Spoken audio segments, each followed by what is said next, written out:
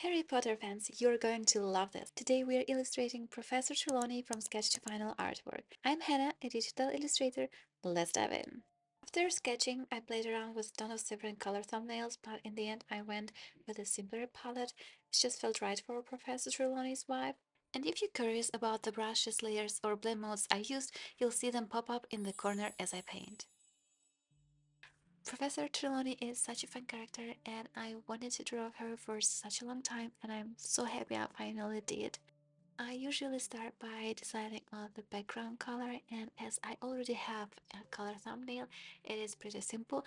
I'm just refining all of the colors and then I'm going ahead and adding all of the main shapes, and in this case this is Professor Trelawney. I hope I pronounced her name correct. English is not my first language, so I do apologize if I did wrong. I am a bit sick, so I sound a little bit nasal. So in case you're thinking, why do you sound so weird? This is the reason I am sick. I often use Procreate's automatic color fill, but since my brush is really textured, I have to go back in and fix the edges where the color didn't fill in completely. In case you're wondering how I color inside the object, I use a clipping mask. It lets me paint on the separate layer but keeps everything inside the shape.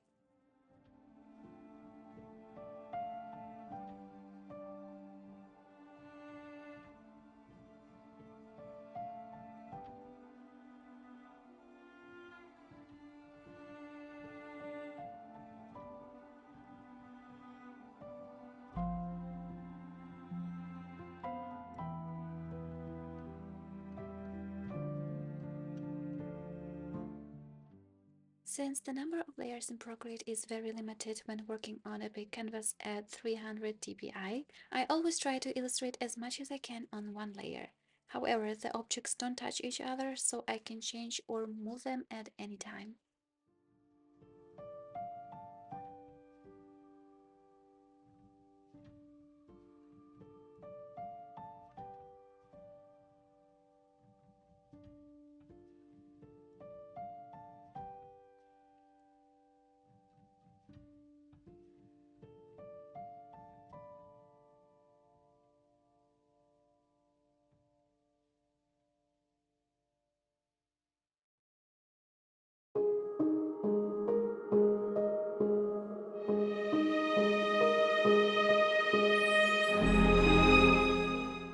I am done with the big main shapes, so now I'm slowly moving on to adding texture and details.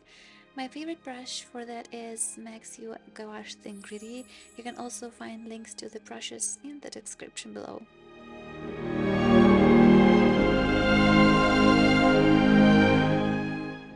I don't use outlines much, however for the parts that really need them I do use outlines, for example to define a nose, separate fingers or add sewn lines on clothing.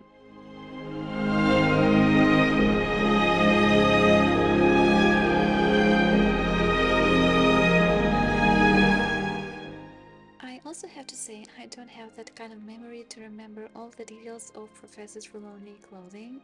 I wish I did though, so I just opened a photo reference on my MacBook from the movie set. I also visited the Harry Potter studio in London, so I have a few photos of the set and her outfit.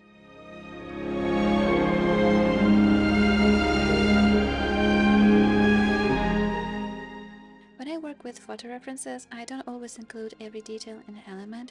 Sometimes it can be too much and overwhelming, and honestly, some details aren't really relevant. As long as you can capture the feeling and the vibe of the scene or character, I think it's fine.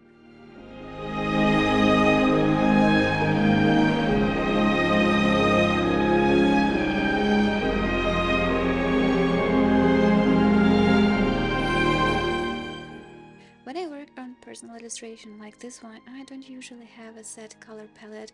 I just grab colors from the color thumbnail and refine them as I go. When it comes to color and texture, I mostly just wing it. I go with what I like and what feels right to me. However, references really come in handy if I'm not sure where to go next.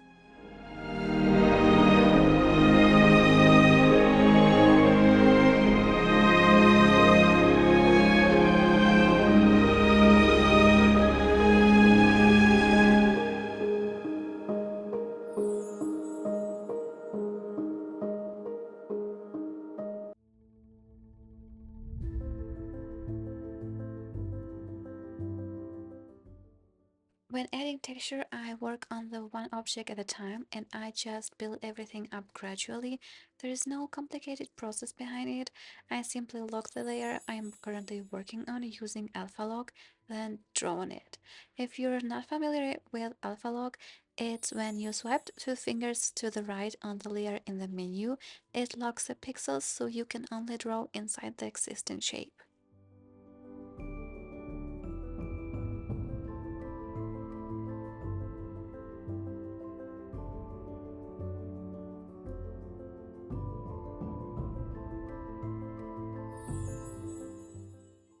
If you're sitting there wondering, Hannah, why are you constantly zooming in and out of the illustration?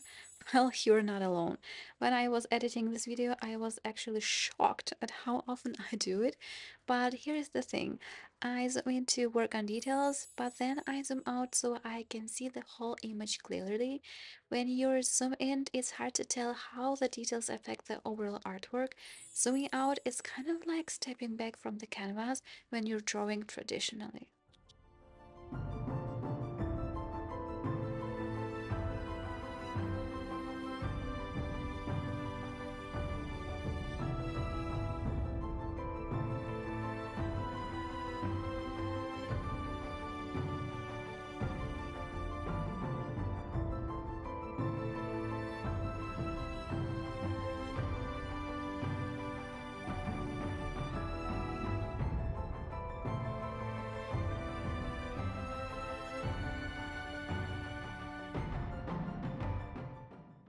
Just a heads up, for the purpose of this video, I'm not going to add too many details to things like the rug or the cups you see in the front.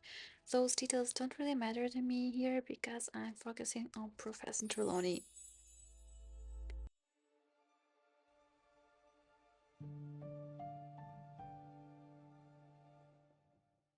If you've been following me for a while, you know how much I love references. And as you can see, I use them all the time.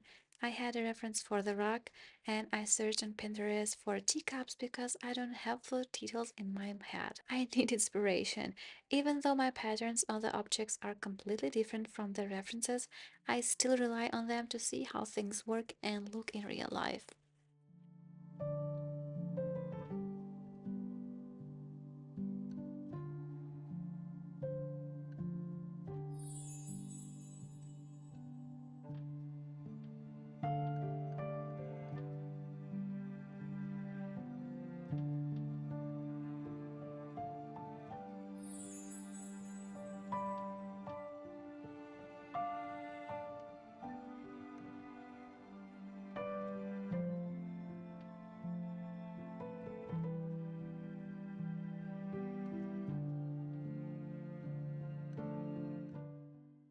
Even if I'm not completely done with the character or other details, I often switch to illustrating the background.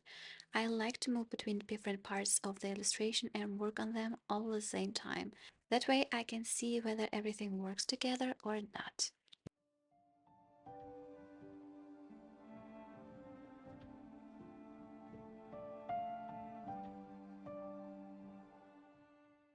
I love using the lasso tool. It's often much easier and faster to draw with it, and it usually gives much more interesting shapes than working with just a brush.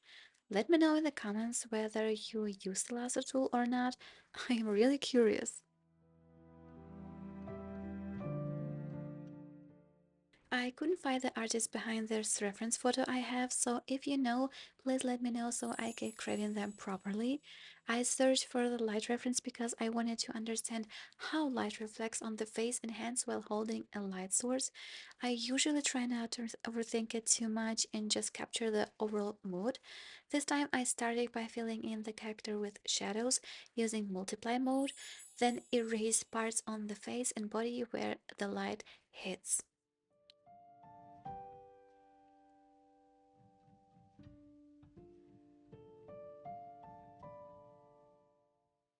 The subject of light and shadow can be really overwhelming and complicated at first, but honestly, the right references can help so much.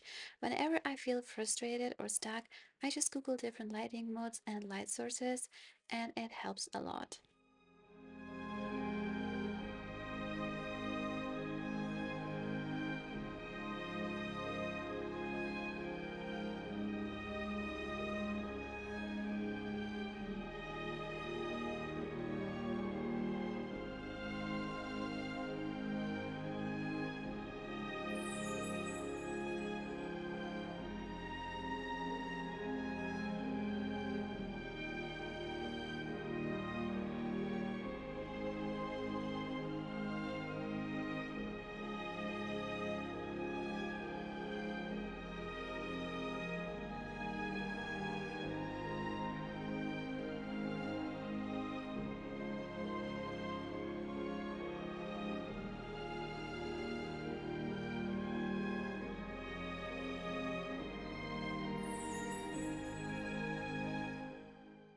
Now, instead of erasing shadows, I am adding new shadows on a new layer.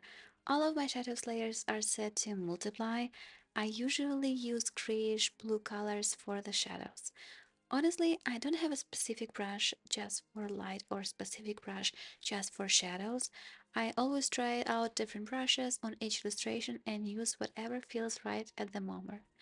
However, when I work on a series of illustrations, like picture book, I do have a fixed color palette and a set brush library for everything in that project to keep things consistent. And I do have my favorite brushes, and I'll use a handful of them on each of my illustration.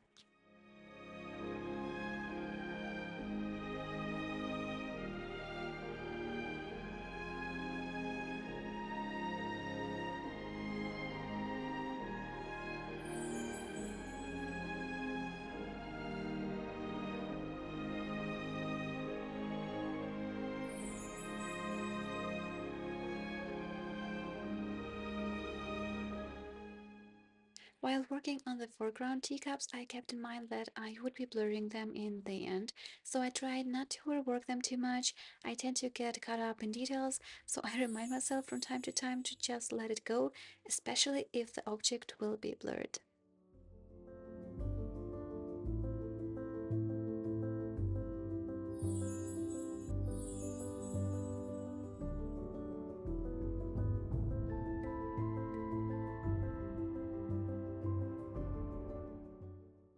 While adding light, I always experiment with different layer modes.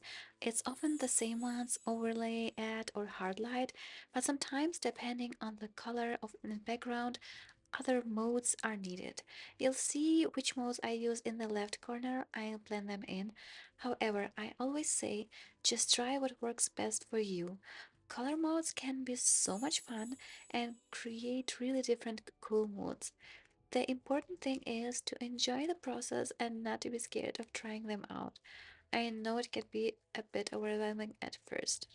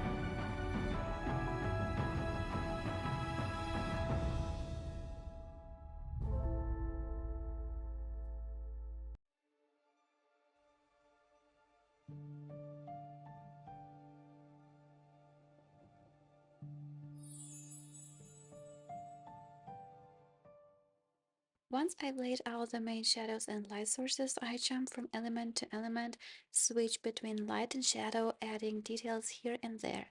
I go with my feeling and use my color thumbnail a lot at this stage just to bring the feeling to life.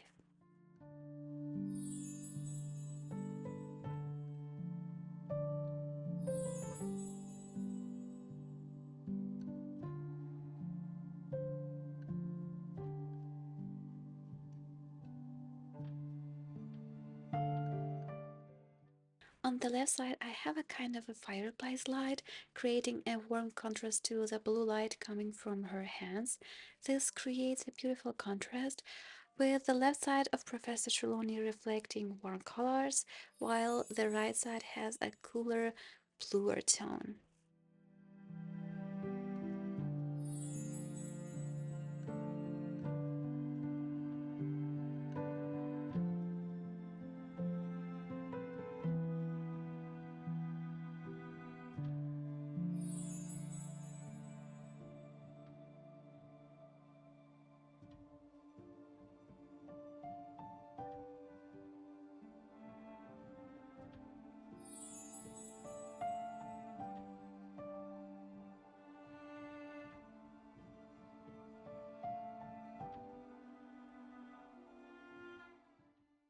The teacups are glossy, so they'll reflect a bit of light from the fireplace, even though they are a bit farther away. Plus, I just really like this light effect, which is why I added it to the teacups, even though they'll be blurred.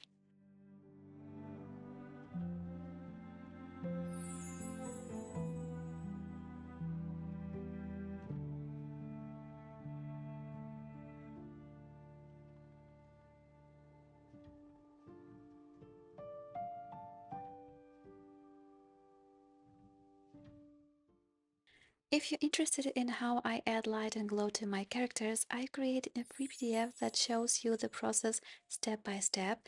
It's completely free, you just need to sign up for my newsletter and you'll receive it right away. No worries, I won't spam you or send too many emails. The newsletter is all about creativity, featuring beautiful art and helpful tips.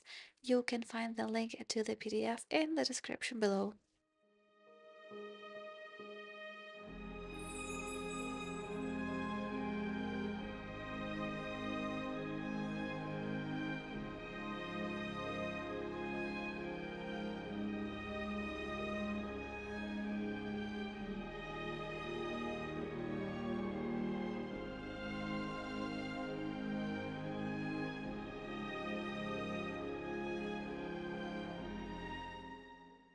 Adding the final details is always so much fun. I really love this part because it makes such a big difference. I zoom in and out a lot to check if something missing or maybe not working. But yeah, I always try not to overwork this part.